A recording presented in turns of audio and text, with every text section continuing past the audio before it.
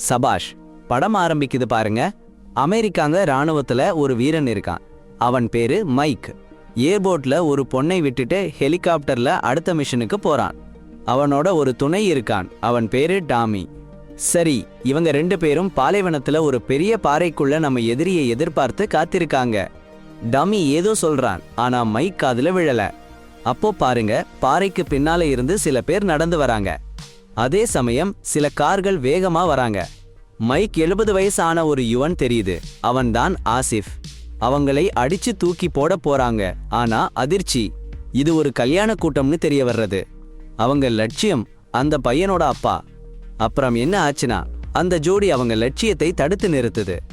Tommy கத்தறான், mic, உன் லட்சியத்தை அடையணும்னா முதல்ல அந்த மணமகனை அடிச்சு போடணும். ஆனா மைக் ஒரு அப்பாவி. டேய், ஒருத்தன் உயிரை வாங்க தயாரா இல்லைன்னு மைக் பொய் சொல்றான். அவன் கமாண்ட் சென்டர்ல இருந்து அவன் இலக்கு இங்கே இல்லைன்னு பொய்யடிக்கிறான். அப்புறம் துப்பாக்கி பிடிச்சு நிக்கிற பாடி கார்ட்ஸ் 2 பேரையும் பார்க்கிறாங்க. அவர்கள் மேல, டேய் துப்பாக்கி சூடு, ஓடி போகணும். பாடி கார்ட்ஸ் பின்னாடி வர்றாங்க. ஒரு பாறையின் பின்னாடி ஒளிஞ்சிக்கிறாங்க. துப்பாக்கி ஏந்தியவங்க அதே பாறையின் பின்னாடி வர்றாங்க. மைக் தன் துப்பாக்கியால பாறையின் மறுபக்கம் சுடுறான். அவங்க கவனத்தை திசை திருப்ப எஸ்கேப் ஆயிட்டாங்க. டீம் கூப்பிடுறாங்க அங்கிருந்து கிளம்பணும்னு. 2 கிலோமீட்டர் தூரத்துல ஒரு சின்ன கிராமம் இருக்குன்னு டீம் சொல்றாங்க. அங்கே ரெசீவ் பண்ணுவாங்கன்னு. பாலைவனத்துல மணல் புயலும் கொடுமையான வெயிலும். ஓடிக்கொண்டே இருக்காங்க. டாமி மைக் கிட்ட ஐ நீட் அட்டென்ஷன்னு கதை சொல்லி சிரிக்க வைக்கிறான். ஆனா மைக் ஒன்னும் பேச மாட்டேங்கிறான். டாமி அவனை பேச வைக்கிறான். அவன் காதலி ஜென்னி பத்தி மைக் சொல்றான். அவனுக்கு அவள் மேல கல்யாணம் பண்றதுக்கு பயம். டேய், டாமி சிரிச்சு கிண்டல் பண்றான். ஆனா கொஞ்சம் சமாளிக்கவும் சொல்றான். முதல்ல இங்க இருந்து எஸ்கேப் பண்ணணும்னு. அப்போ ஒரு காத்தாடி லெட்டர் வருது. மைக்குக்கு ஒரு ஷாக். 40 வருஷமா இந்த பாலைவனத்துல 3 கோடி மைன்ஸ் புதைஞ்சிருக்குன்னு ஞாபகம் வருது. டாமி கொஞ்சம் தைரியம் கொடுக்கிறான். எதிரிகளை தள்ளி வைக்கிற ஒரு கொடூர சதி. மைக் பாலைவனத்தை கவனிச்சிட்டு இருக்கான். அந்த எச்சரிக்கை சின்னம் அவன் மனசுல சுத்திட்டு இருக்கு. டாமி மைக்க கிட்ட கொஞ்சம் தொலைவுல போய் அவனை சந்தோஷப்படுத்த சில வித்தியாசமான நடவடிக்கைகளை பண்றான். சடாரென்னு மைக்குக்கு ஒரு மைன் சத்தம் கேக்குது. அவன் அந்த மைன் மேலே கால் வச்சிட்டான். டாமி சடாரென்னு ஒரு மைன் மேல கால் வைக்கிறான். பூம், வெடிச்சிடும். மைக் ஷாக் ஆகிடுறான். டாமி ரெஸ்கியூ பண்ண போய் அவன் காலையும் முன்னாடி வைக்கிறான். மணல் எல்லாம் தூக்கி வைக்கிற மாதிரி வெடிப்பு. டாமி பார்த்துட்டான். ஆனா 2 காலும் போச்சு. அவன் வழியில அலறி அலறி நடுங்கிட்டு இருக்கான். ஆனா மைக் அவன்கிட்ட வர முடியல. ஏன்னா அவன் ஒரு கால் மைன் மேல இருக்கு. சரியில்லை. டாமிக்கு சாப்பிட்றதுக்கு தைரியம் கொடுக்கறான். எதுவும் ஆகாதுன்னு. டாமி நேர்ல தன் கையில இருக்க மார்பின் இன்ஜெக்ஷன் வைத்திடுறான். நல்ல வலி இருக்குன்னு தெரியும். நேர்ல சீக்கிரமா ரேடியோ எடுக்க முயற்சி பண்றான். ஆனால் வலி மீண்டும் வந்து விடுகிறது. டாமி அவஸ்தைப்படுறத பார்த்துட்டு மைக்கு அவன் காலில் இருக்க மைனை அப்புறப்படுத்துன்னு சொல்றான். ஆனா டாமி வேண்டாம்னு சொல்றான். அங்கேயே நில்லுன்னு சொல்றான். ஆனா மைக் கேட்கல. டாமி உடனே துப்பாக்கியை எடுத்து தலையில வச்சிடுறான். மைக்கு அவன் அப்படி பண்ணாதேன்னு கெஞ்சிடறான். ஆனாலும் டாமி தன்னையே சுட்டுடுறான். மைக் அலறான். சரியில்லை. ஒருத்தன் இல்லாம தனியா சும்மா அங்கேயே நிக்கிறான். வலி இருக்கு.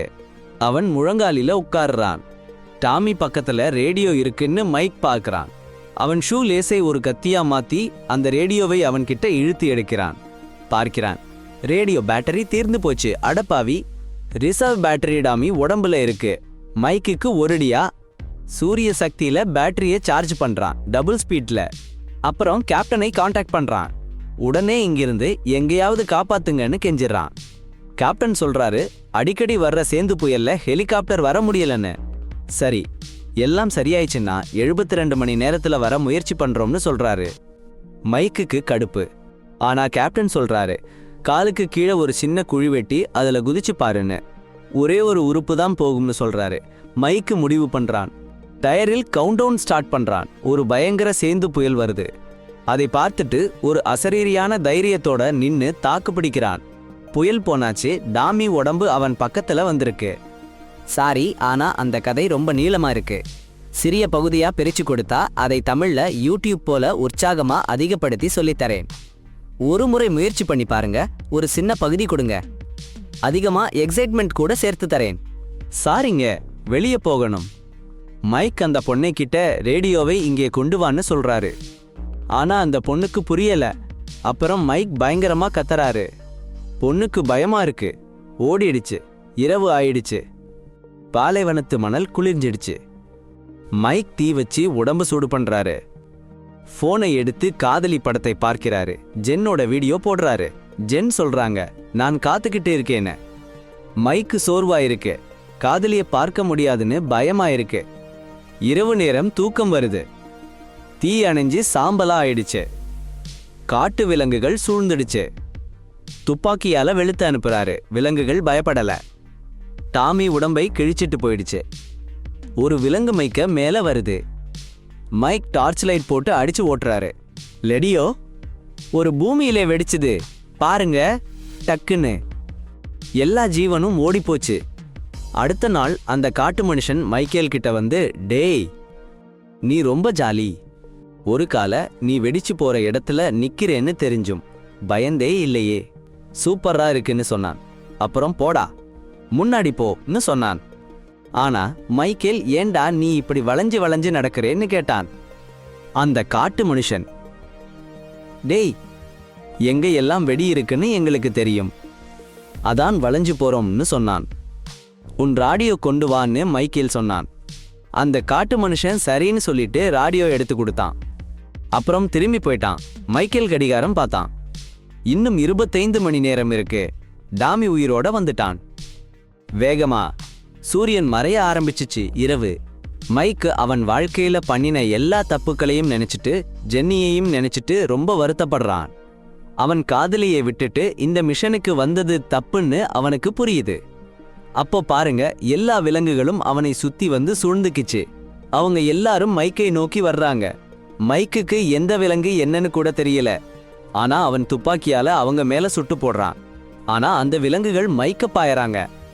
அவன் அந்த காட்டு விலங்குகளோட போராட ஆரம்பிச்சு அவங்க எல்லாரையும் கொன்னுடுறான்.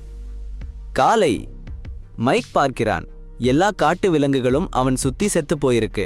அவனுக்கு ரொம்ப சோர்வு. ஒரே இடத்துல 45 மணி நேரம் நின்னுட்டான். அதுலயும் நாள்தோறும் விலங்குகள் அவன் மேல தாக்குறாங்க. அப்போ அவனுக்கு ரேடியோல அவன் சீனியர் கிட்ட இருந்து ஒரு மெசேஜ் வருது. சீனியர் சொல்றாங்க, உன்னை காப்பாத்த எங்களுக்கு இன்னும் கொஞ்சம் நேரம் வேணும். சீனியர் மைக் கிட்ட கேக்குறாங்க, நீங்க இன்னும் 22 மணி நேரம் காத்திருக்க முடியுமா? மைக்குக்கு பொறுமை அழியுது. ஒரே இடத்தில் நிற்க நிற்க அவனுக்கு கடுப்பேறுது. இனிமேல் காத்திருக்க முடியாதுன்னு கேக்குறான். கேப்டன் சொல்றாரு, ஒரு லேடி உங்க கூட பேசணும்னு. மைக்கு ஒத்துக்கிறான். அப்போ ஜென்னி பேசுறா. மைக்கு கிறுகிறுன்னு கேக்குறான், என்னடா இது நடக்குது? என்னை எல்லாம் தொடரதெல்லாம் காணாம போகுது. அப்படி திடுக்கிட்டு பார்க்கும்போது பாருங்க, சஹாரா பாலைவனத்துல ஒரு சோஃபா. அதுல ஜென்னி உட்கார்ந்திருக்கா. தொட போறான். அவளும் காணாம போறா. அவன் விழுந்து விழ போறான். அப்போ ஒரு பார்வர் அவனை பிடிச்சுக்கிட்டான். கட்டி புணர்கிறான். அவன் சொல்றான், எனக்கும் ஒரு காலத்துல மைன்ஸ்ல கால் வச்சிட்டேன். வெடிச்சிச்சு. ஒரு கால் போச்சு. எல்லாம் போச்சுன்னு நினைச்சேன். பிறகு கல்யாணம் பண்ணிக்கிட்டேன். சின்ன பொண்ணு. இப்போ அவள்தான் எல்லாத்தையும் பார்த்துக்கிறா. சொல்றது என்னன்னா, எப்போதும் நம்பிக்கை விடக்கூடாது. கடவுள் உதவி பண்ணுவான். அடேங்கப்பா, ஒருத்தர் தன்னோட பொண்ணை பத்தி சொல்றாரு. அந்த பொண்ணு அவனுக்கு தண்ணீர் எடுத்து கொண்டு வந்தாச்சுன்னு சொல்றாரு. அவளோட சிரிப்பு அற்புதமா இருந்துச்சாம். ஆனா அவங்க இப்போ இல்லைன்னு சொல்றாரு. சும்மா சொல்றதில்ல, பாலைவனத்துல அவங்க அம்மாவை தேடி போனப்போ வெடிச்சு போச்சாம். அந்த செய்தியை கேட்டதும் மைக்கேல் அதிர்ச்சியில உறைஞ்சு போயிட்டாரு. சொல்லவும் வார்த்தை வரல. அந்த ஆளும் போயிட்டாரு. பிறகு மைக்கேல் தன் பொண்ணை பார்க்கிறாரு. அவ போறா. ஆனா காத்துல மறைஞ்சிடுச்சு. அப்புறம் அவன் அப்பா அவன் அம்மாவை கொல்ற காட்சி அவனுக்கு தெரியுது. அவன் அங்கேயே நின்னு பார்த்துக்கிட்டு இருக்கான். அப்புறம் அவன் அம்மா நோய்வாய்ப்பட்டு இருக்கிறாங்கன்னு காட்டுறாங்க. அவன் காதலியோட நல்ல நேரங்களை நினைச்சு பார்க்கிறான். அதே சமயம் ரேடியோல ஒரு அறிவிப்பு. உதவி படையினர் வந்துட்டாங்கன்னு சொல்றாங்க. இருப்பிடத்தை சொல்றாங்க. அவன் தீயை பிடிச்சுக்கிட்டான். எரிக்க போறான். அப்போ சில ராணுவக்காரங்க அவன் மேல சுடுறாங்க. பூம், வெடிச்சு போச்சு. அடப்போங்கடா, ஒருத்தன் கையில இருந்து நெருப்பு பொறிகளா பறக்குது. அவனை அவன் கூட்டாளி கத்தி வெட்டுறான்னு நினைச்சு பாருங்க. அப்போ அவனுக்கு அவன் பொண்டாட்டி நினைவு வந்துடுச்சு. Double action. கையில இருக்கிற துப்பாக்கியால நிலத்துல ஒரு ஷாட். சுத்தி இருக்கிற மைன்ஸ்ல எல்லாம் கொட்டிடுறான். பாருங்கடா, எல்லாமே புகையில மூழ்கிடுச்சு. எதிரிகளை காப்பாத்திக்கிட்டான். உடனே ரைபிள் எடுத்து அந்த டெரரிஸ்டை எல்லாம் டவுன் பண்ணிட்டான். ரெஸ்கியூ டீம் போனாலும் அந்த நெருப்புக்கு போக முடியல. அப்போ மைக்கு சொன்ன வார்த்தை தெரிஞ்சுது. நம்பிக்கைதான் முக்கியம்னு. தன்னம்பிக்கையோட ஒரு கட்டை எடுத்து வச்சான். எதுவும் இல்ல, எக்ஸ்ப்ளோஷன் இல்ல. அவன் கால் வச்ச மைன் என்னன்னு பாருங்க, ஒரு டின் பாக்ஸ். அந்த கொடூரக்காரன் பொண்ணு அங்கே நின்னுக்கிட்டு இருந்தா. சின்ன சின்ன சோல்ஜர் டாய்ஸ் பார்த்துட்டு நினைச்சான். அந்த கொடூரக்காரன் சொன்னது சரிதான்னு எப்பவும்.